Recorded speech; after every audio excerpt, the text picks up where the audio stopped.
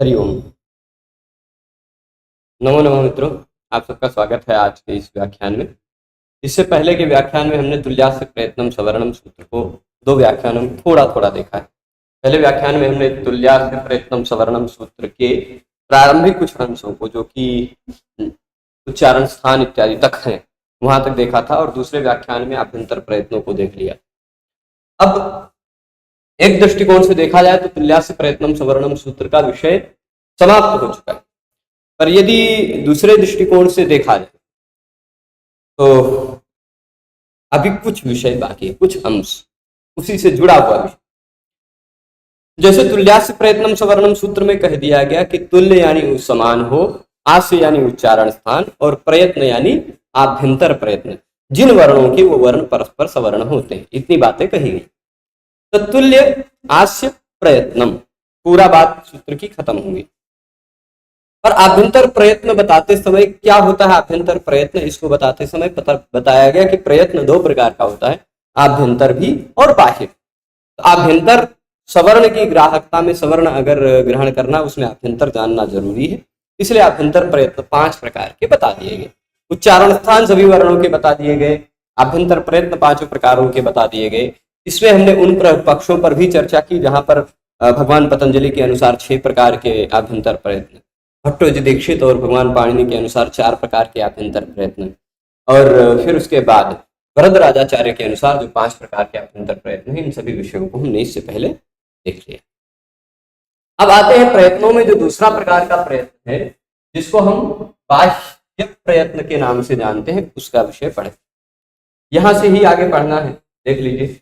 ह्रस्वस्य अवर्णस्य प्रयोगे संवृतम प्रक्रिया दशायाम तो विवृतमेव, यहां तक की पंक्तियों का हमने अध्ययन कर लिया। ह्रस्व अ जो है वह यदि हम प्रयोग करते हैं तब तो सही में उसका आभ्यंतर प्रयत्न संवृत होता है, पर यदि हम प्रक्रिया में उसको लेके आते हैं, व्याकरण शास्त्र में किसी भी सूत्र में उसको घटित करना चाहते हैं, यदि सूत्र के अनुसार अ को देखना चाहते हैं, तो व्याकरण के सभी सूत्रों के अनुसार वह विवृत ही है। ठीक है, केवल अंतिम सूत्र जो अ था उसके निष्कर्ष फलितार्थ हो जाने पर पता चलता है कि यह तो समृद्ध। ठीक है, अब आ जाते हैं बाह्य प्रयत्नों में। बाह्य प्रयत्न एकादश, बाह्य प्रयत्न कितने प्रकार का है? तो बताते हैं, बाह्य प्रयत्नस्तु एकादश, 11 प्रकार का।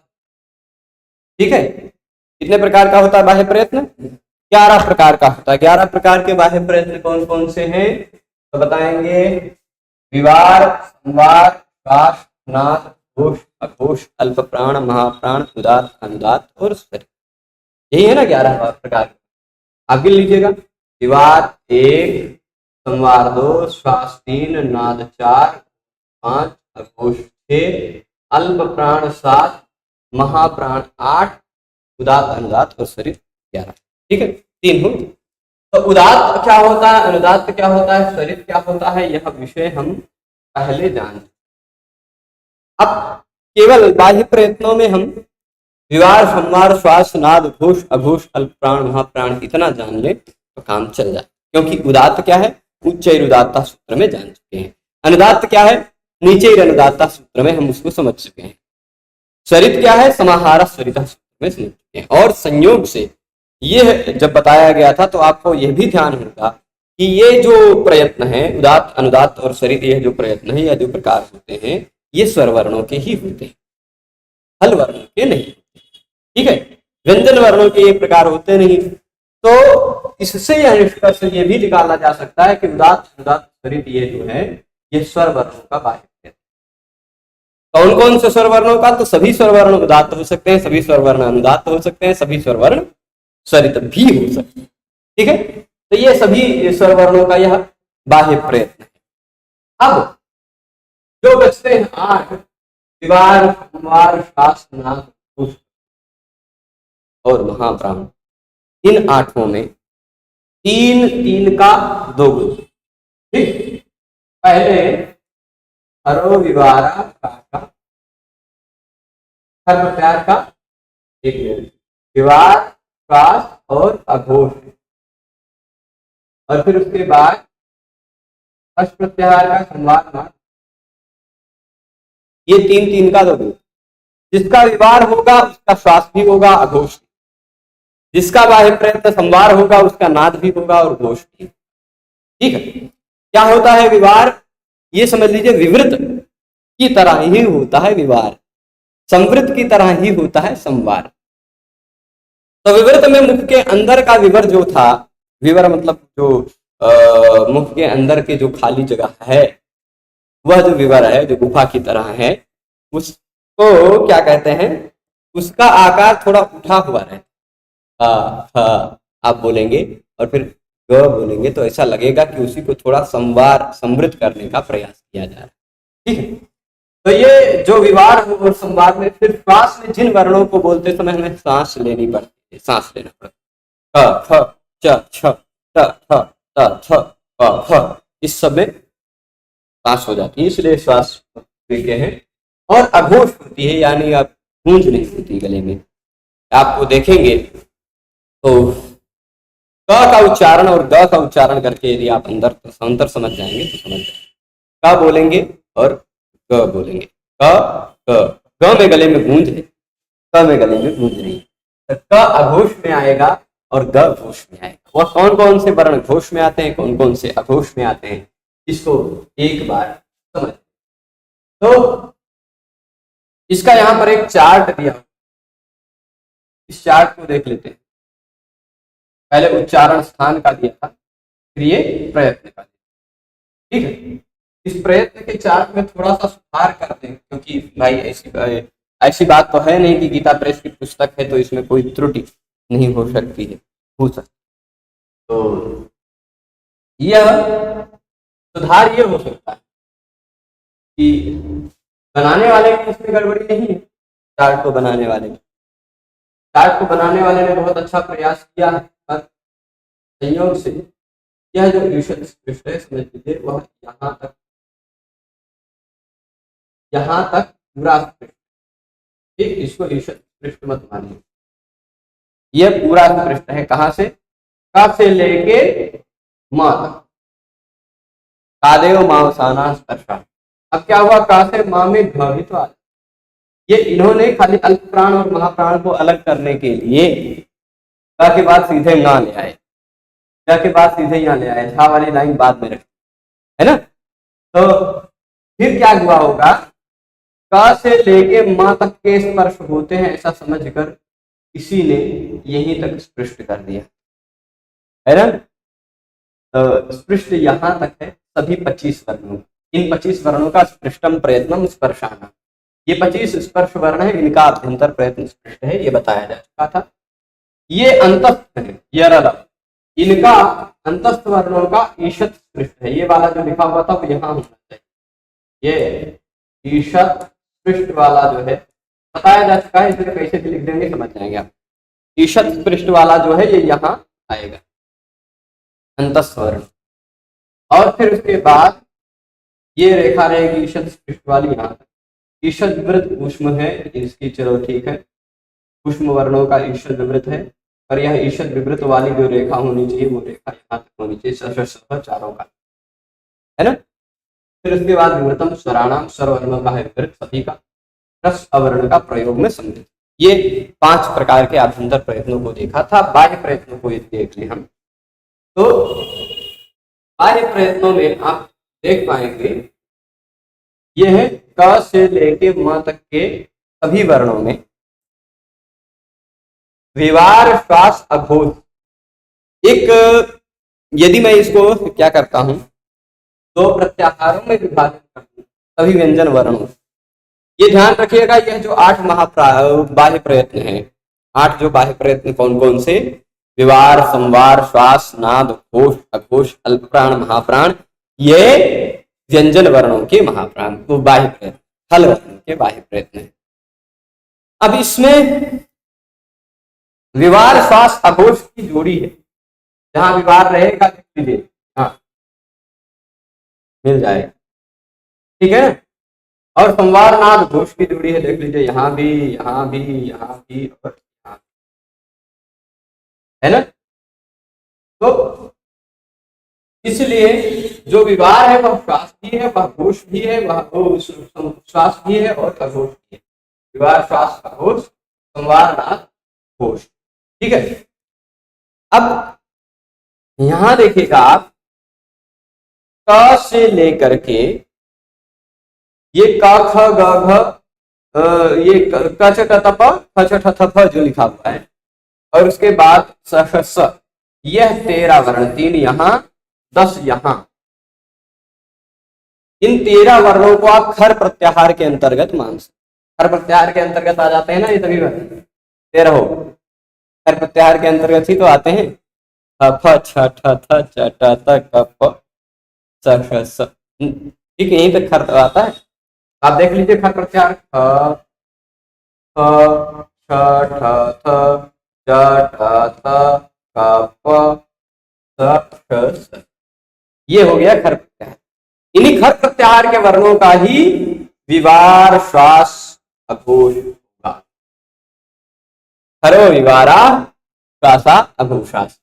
आपको अभी ये लघु सिद्धांत कौमुदी में मूल पंक्ति यही मिलेगी, खरो विवारा श्वासा अघोषास। सभी व्यंजन वर्णों को आप इन 2 भागों में बांट सकते हैं। सभी व्यंजन वर्ण है वर्ण के ह से शुरू होते हैं। जब गणदश के श तक एक भाग बांट दें तो बन जाएगा हश। जब गणदश के श के बाद वाले वर्ण से यदि देखने जाए तो जब गणदश के श के तुरंत बाद वर्ण है अफ छठा थ च ट त का ख, वहां से लेके अंतिम तक चले जाएं सशर के र तक, क्योंकि ह तो ऑलरेडी गिना जा चुका है तो हल के हा तक जाने की आवश्यकता नहीं। सशर के र तक गिन लेंगे तो हर्ष और खर ये 2 अलग विभाजन है जिसमें सभी व्यंजन वर्ण आ जाते हैं। मैं यहाँ थोड़ा सा नीचे लिख देता हूँ, क्या है, हर्ष और खर। ठीक है, हर्ष में आते हैं 20 व्यंजन और खर में आते हैं 13। ठीक, 20 और 13 कुल 33 व्यंजन वर्ण होते हैं। खर में कौन कौन से 13 है तो आप देख लीजिए, खफा छठा था छठा था कफ स, हर एक वर्ग का पहला दूसरा वर्ण और स, इतना, ये खर प्रत्याहार के वर्ण है। खर प्रत्याहार के वर्णों का बाह्य प्रयत्न क्या होता है, विवार श्वास अघोष। अभी विवार श्वास अघोष ही पढ़ रहे हैं और संवार नाद घोष ही पढ़। ठीक, अल्प प्राण महाप्राण भी थोड़ी देर बाद बताए थे। तो क बोलते समय आपका व्यू के अंदर विवर रहेगा, श्वास लेना पड़ेगा और इसमें गले में गूंज नहीं, तीनों बार विवर अच्छा बनेगा, विवार उसका संवरण करने का ढकने का प्रयास नहीं होगा, और फिर उसके बाद श्वास लेना पड़ेगा, श्वसन क्रिया सी प्रतीत होगी, और फिर उसके बाद होश यानी गूंज नहीं होगी। ठीक है, तो ये हो जाएगा विवार श्वास अघोष। इसी तरह सुषुम्ना में भी विवार श्वास अघोष है। अब इसी चार्ट को समझते हुए चलेंगे तो फिर ऊपर की मूल पंक्तियों को भी बाद में विचार। फिर इसके बाद आ जाते हैं हर एक वर्ग का तीसरा, चौथा और पांचवा वर्ण। हर एक वर्ग का तीसरा, चौथा और पांचवा वर्ण जो है वह क्या है, वह हर एक वर्ग का तीसरा, चौथा, पांचवा वर्ण है वो संवार नाद घोष में, हर्ष प्रत्याहार में आते हैं। चलिए हर्ष प्रत्याहार हम आपको टिक करके दिखा देते हैं। बाकी बचे 20 स्वर वर्ण। ठीक, 20 स्वर वर्ण, 21 व्यंजन वर्ण किसमें आ जाएंगे, हर्ष प्रत्याहार। ठीक है, बाकी 20 व्यंजन वर्ण हर्ष में आ जाएंगे। जैसे देख लीजिए हर्ष शुरू होगा, ये तीनों तो कट चुके हैं ना, ये लाइन, ये लाइन, ये लाइन। ठीक, ये खर में आ चुकी है। अब आ जाते हैं हर्ष को देख,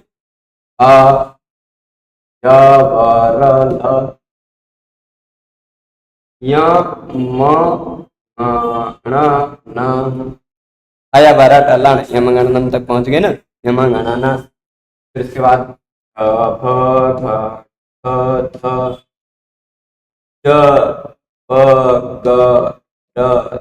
सभी वर्ण आ गए। तो सभी व्यंजन वर्ण बाकी जो इन इसको ऐसे घेर देते हैं ये नहीं आते। ठीक, इसके सिवाय ये सभी व्यंजन वर्ण क्या है, हर्ष। हर्ष, हर्ष का बाह्य प्रयत्न होता है संवार नाद घोष। संवार नाद घोष यानी इसमें हर्ष प्रत्याहार के वर्णों को उच्चारण करते समय जो क ख इत्यादि बोलते समय जो विवर रहता है उसको लगता है थोड़ा सा दबाने का प्रयास किया जा रहा है, ठीक। और नाद, नाद क्या होता है कि श्वास नहीं होती, श्वास का अभाव होता, सीधे नाद ही सुनाई पड़ती है। और घोष होता है, गूंज होती है, ठीक। ग घ क ख बोल के, ग घ बोल के आप अनुभव कर लेंगे। अच्छा बोल के और फिर ज झ बोल के, दोनों में अंतर आप अनुभव कर लेंगे तो घोष समझ पाएंगे, ठीक। देखिए, घोषा व समृता अघोषा विपता, पाणिनि शिक्षा की एक पंक्ति के अनुसार जो भी घोष है वो सभी समृत है, जो भी अघोष है वो सभी विवृत है। यानी जो घोष है वो संवार है, जो अघोष है वो विवार है, ठीक।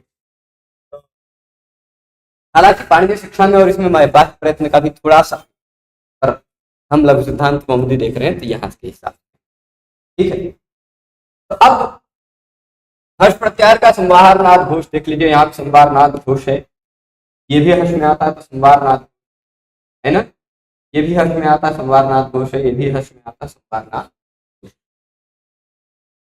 ठीक है। तो इतनी बात स्पष्ट रहेगी। अब इसके बाद बाह्य प्रयत्न, बाह्य प्रयत्न को समझ गए ना, 3 9 भी समझनी, 3 उदात अनुदात सही, बचे केवल 2 बाह्य, अल्प प्राण और महाप्राण। तो जिन वर्णों के उच्चारण करते समय हमारे मुख से थोड़ा कम प्राण वायु निकले वो वर्ण है अल्प प्राण, अल्प प्राण। और जिन वर्णों के उच्चारण करते समय हमारे मुख से अधिक प्राण वायु निकले वे वर्ण है महाप्राण। अल्प प्राण और महाप्राण में अंतर समझ जाएंगे, अल्प प्राण महाप्राण। तो अब यहां देखिएगा, आप क और ख का उच्चारण करके अंतर समझिए। क और ख, क बोलेंगे तो लगेगा कि कम प्राण निकल रही, क क क, ख ख ज्यादा हवा निकल, प्राण यानी हवा, ज्यादा हवा निकल रही इसलिए वो महाप्राण है। तो ये वाली लाइन जो है ना, क च क त प, कम हवा वाली, इसलिए यह अल्प प्राण है। देखिए अप्राण है ना,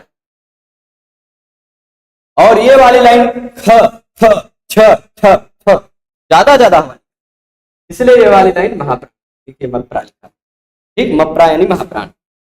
फिर इसके बाद अब तीसरी लाइन देख लीजिए, ग ज ढ, कम हवा निकल रही है इसलिए अल्प प्राण है, ठीक। चौथी लाइन आप देख लीजिए, घ छ ठ थ फ, उसी को थोड़ा सा बढ़ा दिया गया है, ग में ही थोड़ा सा हवा बढ़ा देंगे, ग बन जाएगा ग घ घ हो जाएगा, थोड़ा सा हवा बढ़ाएंगे, उसमें प्राण बढ़ा देंगे तो वही घ बन जाता है, ग ही घ बन जाता है, ठीक है।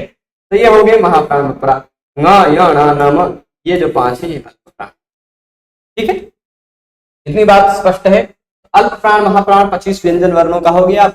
बाकी बचे 4 का भी देख लेते। यह व र में कम हवा निकलती, यानी ये भी अल्प प्राण।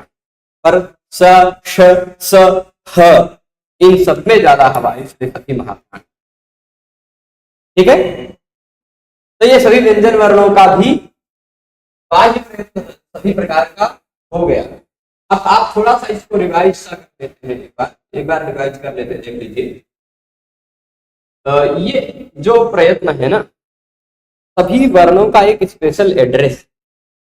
अगर ऐसा कह दिया जाए कि संवार नाद घोष और अल्प प्राण वाले वर्ण कौन कौन से हैं, संवार नाद घोष और अल्प प्राण वाले वर्ण कौन कौन से हैं, आपको इतने वर्ण दिख जाए, है ना। संवार नाद घोष हो और अल्प प्राण हो, इतने वर्ण भी दिख जाए, है ना। पर अगर ऐसा कह दिया जाए कि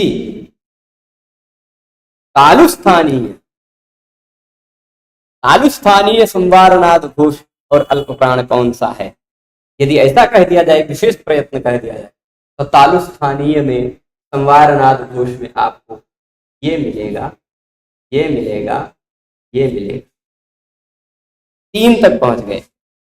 फिर एक और विशेषता लगा देंगे तो पूरा एक का एक वर्ण का हो जाएगा। सभी वर्णों की प्रत्येक की एक अलग अलग, वह अलग विशेषता क्या है, तालु स्थानीय अनुनासिक संवार नाद घोष कौन सा है? अल्प प्राण कहने की जरूरत नहीं पड़ेगी। तालु स्थानीय वाला अनुनासिक हो, संवार नाद घोष हो, ये भी हो सकता है, और इसका एक प्रकार ये भी हो सकता है ना। पर ऐसा कह दिया जाए अंतस्थ वाला तो ये, अंतस्थ के बिना वाला तो ये, ठीक। अगर कह दिया जाए तालु स्थानीय संवार नाद घोष निरनुनासिक, अनुनासिक के बिना वाला तो जा है ना। ऐसे ही अब यदि आपको कह दिया जाए कि क का ऐसा कौन सा एड्रेस है जो और किसी वर्ण की, ऐसी कौन सी विशेषता है क में जो और किसी में नहीं है, तो आपको मिलेगा कि वह अल्प प्राण है। तो आप कहेंगे अल्प प्राण विशेषता तो कितने वर्णों में? अल्प प्राण रूपी विशेषता तो 15 4 19 वर्ण नहीं चलेगा। अल्प प्राण होने के साथ साथ व्यवहार श्वास, ठीक। तो अल्प प्राण होने के साथ साथ विवार श्वास अघोष होना, यह विशेषता आपको, देखिए ये विवार श्वास अघोष है, ये तीनों विवार श्वास अघोष हैं, ये 10 13 ही है ना। तो अल्प प्राण होने के साथ साथ विवार श्वास अघोष होना, यह केवल इन्हीं 5 पर जो अल्प प्राण भी हो और विवार श्वास अघोष है ना। अल्प प्राण भी हो और विवार श्वास अघोष भी हो, ऐसे केवल 5 ही है। अब ऐसा कह दिया जाए अल्प प्राण विवार श्वास अघोष कंठ है, कंठ उच्चारण वाला, केवल का पता चल जाएगा कि अगर ऐसा कह दिया जाए अल्प प्राण विवार श्वास अघोष विशेषता वाला तालु उच्चारण स्थान वाला वर्ण कौन सा है, केवल च निकल के आएगा, है ना। स्पष्ट बात है कि नहीं। अगर ऐसा कह दिया जाए कि अल्प प्राण हो विवार श्वास अघोष हो और मूर्धा स्थान वाला वर्ण, तो एकमात्र आपको मिलेगा च। अगर इसी तरह अल्प प्राण विवार श्वास अघोष की विशेषता वाला आपको दंत स्थानीय मिलना है तो केवल त ही मिलेगा। इसी तरह उष्ण स्थानीय केवल प है ना। अब यही अल्प प्राण रूपी विशेषता हटा करके महाप्राण कर देंगे तो ये वाली देंगे, जो महाप्राण हो विवार श्वास अघोष हो कंठ स्थान वाला हो केवल थ, महाप्राण हो विवार श्वास अघोष हो और तालु स्थान वाला हो छ। विवार श्वास अघोष न बोल करके खाली अघोष है बोल दीजिए, खाली विवार है बोल दीजिए, खाली श्वास है बोल दीजिए तो भी चल जाएगा, क्योंकि ये तीनों की जोड़ी है कि नहीं। तो जो अल्प प्राण भी हो विवार भी हो और कंठ स्थान वाला हो, तो महाप्राण हो विवार हो और कंठ स्थान वाला हो, है ना। ऐसे ही आप ये देखेंगे सभी वर्णों की कोई ना कोई एक ऐसी विशेषता है जो उस वर्ण के सिवा और किसी में नहीं। सभी वर्णों की एक ऐसी विशेषता है, इसीलिए सभी वर्ण अलग अलग है। जैसे भा का कोई एक ऐसी विशेषता कहना हो तो आप कहेंगे महाप्राण है संवार नाद घोष, यानी संवार नाद महाप्राण है संवार नाद घोष, तो आप कहेंगे भाई ये तो सभी है महाप्राण संवार नाद, पर महाप्राण संवार नाद घोष होने के साथ साथ दंत स्थान वाला, ठीक। महाप्राण संवार नाद घोष होने के साथ साथ दंत स्थान वाला केवल ध निकला है, ठीक है, दंत उच्चारण। ऐसे ही सभी की एक अलग अलग विशेषता है जो केवल उसी वर्ण की विशेषता है और किसी वर्ण की वह विशेषता नहीं, ठीक है। इतनी बात स्पष्ट है। अब ये तो हो गए 8 प्रकार के बाह्य प्रयत्न। 3 प्रकार के हैं जो बाह्य प्रयत्न है, उदात्त अनुदात्त स्वरित स्वरवर्ण, सभी स्वरवर्ण, ठीक। सभी स्वरवर्ण उदात्त गिरते हैं, सभी स्वरवर्ण अनुदात्त गिरते हैं, सभी स्वरवर्ण। तो ये चार्ट मुझे लगता है कि मैं आप सबको समझा पाया हूँ। अब आ जाता हूँ मूल पंक्तियों में, ठीक है। प्रभु बहुत जी नीचे मत जाओ, हाँ यही। तो 11 प्रकार के प्रयत्नों का नाम आपने पढ़ लिया, विवार संवार श्वास घोष अघोष अल्पप्राण महाप्राण उदात्त, ये इतने मिला के 11 बाह्य प्रयत्न, ठीक। अब वही बात जो तो बताई जा चुकी है वही बताई जा रही है। हर प्रत्याहार के वर्ण जो है उनका बाह्य प्रयत्न विवार श्वास अघोष, हरो विवारा श्वासा अघोषाश्च। विवार श्वास अघोष की जोड़ी है ना, बताया जा चुका है। विवार श्वास अघोष की जोड़ी है, वह कितने वर्णों की है? 13 वर्णों की, हर प्रत्याहार में आने वाले 13 वर्णों की, ख फ छ ठ थ च ट त क प श स स, कितने वर्णों की? जो है विवार श्वास, ये 3 प्रकार के बाह्य प्रयत्न बता दिए तुरंत। बाकी बचे व्यंजन जो है खर में नहीं आते हैं, जो व्यंजन वर्ण वो कौन से, हर्ष खर में नहीं आते, वो हैवरट के ह से लेके जब गर्दश के श तक में सब आ जाते।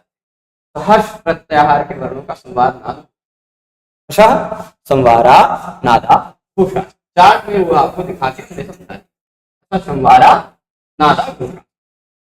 अब इसके बाद हे बाह्य प्रयत्न यहाँ मूल पंक्तियों के आधार पर विवाह संवार नाद घोषा। ठीक, अब वर्गाणाम प्रथम तृतीय पंचमा यणश्चाल्प प्राणाः का तात्पर्य होता है हर एक वर्ग का पहला, तीसरा और पांचवा वर्ण तथा यण अल्प प्राण है। प्रत्येक वर्ग का प्रथम, तृतीय और पंचम वर्ण तथा यण अल्प प्राण। अल्प प्राण वर्ण कुल कितने हैं? 19। कौन कौन से? हर एक वर्ग का प्रथम वर्ग यहाँ 5, क च ट त प, हर एक वर्ग का पहला वर्ग क च ट त प, कम प्राण निकल रहा है ना। तीसरा वर्ण क च ड द प, 5 ये भी हो गया। क च ड द प, हर एक वर्ग का तीसरा, हर एक वर्ग का पांचवा वर्ण 5 हो जाएगा। न य ण न म, ये सभी अल्प प्राण है। और यण यवर अलग अल्प, ये यण कितने हैं? 4। तो 15 4 19 वर्ण हो जाएंगे कुल अल्प प्राण। ठीक है, और वर्गाणाम फिर अल्प प्राण हो गया, जिसमें कम प्राण वायु होती है 19 वर्णों में। फिर आ जाइए महाप्राण पे, सभी वर्गों का दूसरा वर्ण चौथा वर्ण, सभी वर्गों का द्वितीय चतुर्थ, यानी हर एक वर्ग का दूसरा वर्ण और चौथा वर्ण कितने हो जाएंगे? हर एक वर्ग का दूसरा वर्ण मतलब 5 फ छ ठ थ फ, हर एक वर्ग का चौथा वर्ण यानी 5 ख झ ढ ध भ। ठीक, ये तथा शल, शल कितने हैं? स सह 4, ये कुल मिला के 14 वर्ण महाप्राण। 19 अल्प प्राण, 14 महाप्राण। स्पष्ट है? तो वर्गाणाम प्रथम तृतीय पंचमा कलश्च महाप्राणा। ठीक है, सभी वर्गों की प्रथम, तृतीय और पंचम तथा शल प्रत्याहार के वर्ण महाप्राण है। अब इसके बाद आगे कुछ पंक्तियां बची हुई हैं, जो बाह्य प्रयत्नों का चार्ट हमने आपको दिखा दिया। यहाँ आपने देखा होगा, ध्यान दिया होगा, तो केवल उदात्त अनुदात्त सरित को नहीं बताया गया है ना। यहाँ ऊपर संख्या में तो बताया गया कि ये 11 प्रयत्न, पर इन 11 में अल्प प्राण किसका है ये बता दिया गया, महाप्राण किसका है ये भी बता दिया गया। 19 वर्णों का संवार नाद, संवार नाद और घोष किस वर्णों का ये भी बता दिया गया। विवार के साथ श्वास के साथ अघोष किसका है ये भी बता दिया। और उदात्त अनुदात्त सरित किसका है ये तो आपको पहले ही बता। उच्चारण स्थानों में जिनका उच्च से उच्चारण किया जाता है ऐसे स्वर वर्णों को उदात्त कहते हैं, ऐसे स्वर वर्णों को अनुदात्त कहते हैं जिनका नीचे से उच्चारण किया जाता है। जिनमें उदात्तत्व और अनुदात्तत्व दोनों धर्म दिखाई पड़ता है, ऐसे स्वर वर्णों को हम स्वरित कहते हैं। ये तीनों विशेषताएं हमने देखी थी, तो इसलिए उनको अब फिर दोबारा नहीं बताया। अब आ जाइए, यहाँ आप देख पा रहे होंगे इससे पहले कुछ शब्द प्रयोग किए गए थे वृत्ति में, जो शब्द थोड़े से स्पष्ट नहीं थे, तो उन्हीं शब्दों को स्पष्ट करने के लिए ये व्याख्याकार लिख रहे हैं। जैसे पहले बताया था कि स्पर्श वर्णों का आभ्यंतर प्रयत्न स्पृष्ट होता है, ऐसा बताया गया था ना। तत्र स्पृष्टम प्रयत्नम स्पर्शानाम, स्पर्श वर्णों का आभ्यंतर प्रयत्न स्पृष्ट होता है। स्पर्श कौन सा? तो यहाँ अब यहाँ से आगे महाप्राण तक पढ़ लेने के बाद सभी वर्णों को स्पष्टता बता रहे हैं। ऊपर देख लीजिए, एक स्पर्शानाम कहा गया, स्थानाम कहा गया, फिर ऊष्म नाम कहा गया। ये क्या? स्पर्श क्या है, तस्थ क्या है, ऊष्म क्या है, स्वर क्या है, यही चारों को स्पष्ट अब बता। ठीक, जो आभ्यंतर प्रयत्न में 4 शब्दों का प्रयोग किया गया था। रस्व अवर्ण तो सबको पता ही, पर स्वर हो सकता है न पता हो आपको, यद्यपि पता है, पर क्योंकि व्याकरण शास्त्र में पढ़ रहे हैं तो अच प्रत्याहार से उसका व्यवहार किया जाता है, इसलिए उसको भी स्पष्टता बता देते हैं। तो स्पर्श कौन से? कादयोमावसाना स्पर्शा, क से लेकर म तक। कादयो मतलब क आदिर येषाम ते कादय, क आदिर येषाम ते कादय। क जिनमें पहला वर्ण हो वह कादि, तो कादि यानी क से लेकर के मावसाना यानी माँ तक के जितने वर्ण हैं वो सभी क्या है, स्पर्शा, वो सभी वर्ण स्पर्श वर्ण है। आदयो मावसाना स्पर्शा, ठीक है। फिर स्पर्श ये क्यों कहा जाता है, इसको बताया गया था, क्योंकि इनके उच्चारण करते समय हमारे जिह्वा का कोई भाग या हमारे अंदर आने वाला श्वास का कोई भाग स्पर्श करा के रोक दिया जाता है। ख ग घ न, च छ ज छ ञ, ट ठ ड ठ ण, त थ द ध न, प फ ब भ म। इन सभी में कहीं ना कहीं कोई ना कोई स्पर्श होता है हमारे मुख के अंदर, ठीक है। फिर यणोन्तस्था, यण क्या है, अंतःस्थ। अंतःस्थ क्यों कहा जाता है इनको, क्योंकि इनके उच्चारण करते समय हमारे मुख के अंदर ही वायु स्थित रह जाती है। क ख ग घ इत्यादि बोलेंगे तो मुंह के अंदर बाहर हवा आती हुई दिखाई पड़ेगी, पर यर लव में हवा अंदर ही स्थित रहती है। यर लव बोलेंगे तो हवा अंदर ही दिख जाती। अब आप कहेंगे कि नहीं भाई हम हवा निकाल के ही दिखाएंगे, आप ऐसे बोलेंगे या, तो जो हवा या बोलते समय नहीं निकलेगी, आ बोलते समय निकलेगी। या के साथ साथ आप आ बोल जाते हैं, ये शुद्ध रूप से नहीं बोल देंगे, साथ ही आ भी बोलना पड़ जाता है ना। तो वह जो हवा निकल के आती है वो आ की हवा आती है। ये वाला ऐसे जल्दी से बोलिए, ये वाला जल्दी से थोड़ा तेज भी बोल दीजिए तो आपको प्रतीत होगा कि आवाज तो आई, पर ध्वनि के साथ साथ हवा नहीं, इसलिए ये अंतस्थ है यण। फिर इसके बाद शल ऊष्माना, ये ऊष्मानाम कहा गया था, अंतस्थ क्या है तो बता दिया। ऊष्म वर्ण कौन से, तो शल ऊष्माना, शल वर्ण जो है वह ऊष्म है। शल वर्ण कौन से, स श स ह, ठीक। ये सभी वर्ण क्या है, ऊष्माना, ऊष्म है। फिर अब आ गया था स्वराणाम, तो स्वर कौन से तो बता रहे हैं अचस्वरा, अच वर्ण है, ठीक है। अब इस वृत्ति में जितने भी शब्द थे वो स्पष्ट हो गए। कुछ छात्रों को अब प्रश्न रह गया होगा, व्हाट इज जिह्वामूलीय, व्हाट इज उपध, जिह्वामूलीय क्या है और उपधमानीय क्या है। तो देखिए ये जो जिह्वामूलीय और उपधमानीय कोई स्वतंत्र अतिरिक्त रूप से देखा जाए तो वर्ण नहीं है, वो है विसर्ग ही। पर विसर्ग का सामान्यतः जो उच्चारण स्थान कंठ है, अकुह विसर्जनीय नाम कंठा के अनुसार, उसी विसर्ग का उच्चारण स्थान कभी कभी बदल जाता है। क्यों, उसके तुरंत बाद वाले वर्ण के प्रभाव के कारण। उसके तुरंत बाद का वर्ण यदि क या ख है तो उस विसर्ग का उच्चारण स्थान बदल करके क्या हो जाएगा, जिह्वा का जड़ हो जाएगा। देखिए ये विसर्ग ही बना है, इसे गोल कर देते हैं, ये भी विसर्ग, इसको गोल कर दिए, ये भी विसर्ग।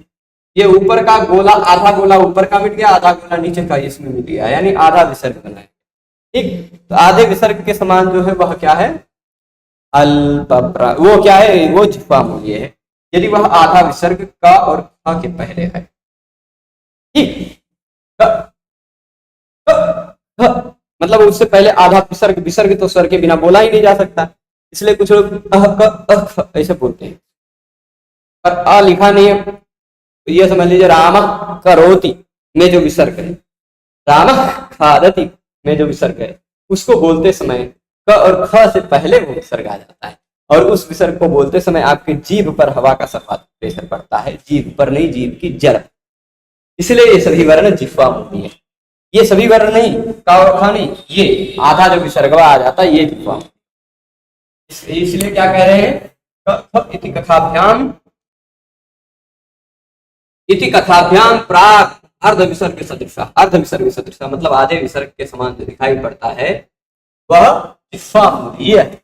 वह क्या है, जिह्वामूलीय है, जिह्वा के मूल से उसका उच्चारण, ठीक है। और प और फ के पहले राम पठति हो या राम फलम खादति हो, तो राम फ बोलने से पहले या पढ़ बोलने से पहले हवा का सर्वाधिक प्रेशर हमारे होठों पर आता है, विसर्ग बोलते हैं राम, हवा सर्वाधिक हवा होठों पर आता है, इसलिए यह वाला जो आधा विसर्ग हो जाता है इसका उच्चारण स्थान ओष्ठ हो जाता है, और इसको उपधमानीय कहा जाता है। प और फ के प्राक पहले जो आधा विसर्ग के समान आता है वह उपधमानीय। प्राक अर्ध विसर्ग सदृशा, आधे विसर्ग के समान जो दिखाई पड़ता है वह है उपधमानीय, ठीक है, उपधमानीय। इसके बाद अम अह इत्यच परानुसार विसर्गौ, तो जिह्वामूलीय क्या था, फिर उपधमानीय क्या था, यह आपको पता चल गया। अंतिम वाक्य है इस सूत्र की वृत्ति का, अम अह इत्यचः परावनुस्वार विसर्गौ। यहाँ अचः परा ये जो विसर्ग है ना, अचः परा, हवा का सर्वाधिक विसर्ग प्रयोग इसके बोलते समय ओष्ठ पर आए, क्योंकि इस विसर्ग के तुरंत बाद प है ना, प से तुरंत पहले आने वाला विसर्ग पद्मानीय बन जाता है। तो अम और अह ये जो दिखाई पड़ता है, ये आप कहेंगे कि भाई हम हिंदी में वर्णमाला पढ़ रहे थे, तो वहां हमने पढ़ा था अम और अह भी वर्ण होते स्वर वर्ण, पर यहाँ तो अम अह बताया नहीं क्या, तो क्या वो वर्ण नहीं होते? होते हैं, वो भी वर्ण है, स्वर वर्ण है, पर वो स्वर वर्ण संस्कृत व्याकरण में नहीं है।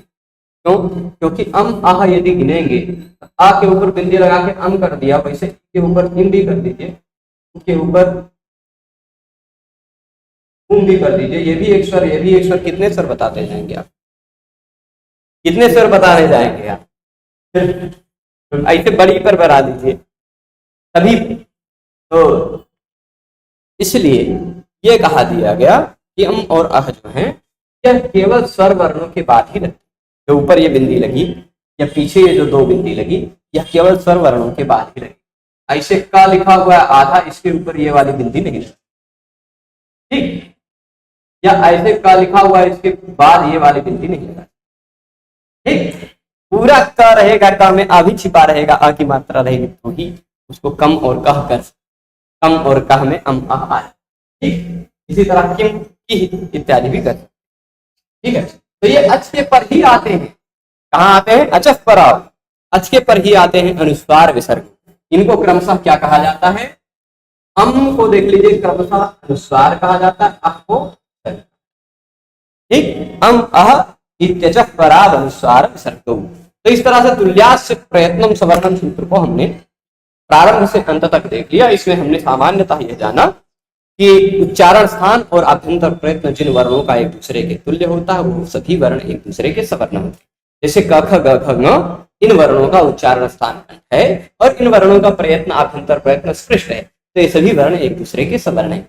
18 प्रकारों का का जो है उसका आभ्यंतर प्रयत्न विवृत है, व्याकरण की प्रक्रिया की दशा में देखा जाए तो उसका आभ्यंतर प्रयत्न विवृत है और उच्चारण स्थान कंठ है। 18 प्रकार के अ एक दूसरे के सवर्ण है, ठीक है। तो कौन कितने कितने प्रकार का है वो अगले सूत्र में आएगा, वर्णस्य चा प्रत्यय।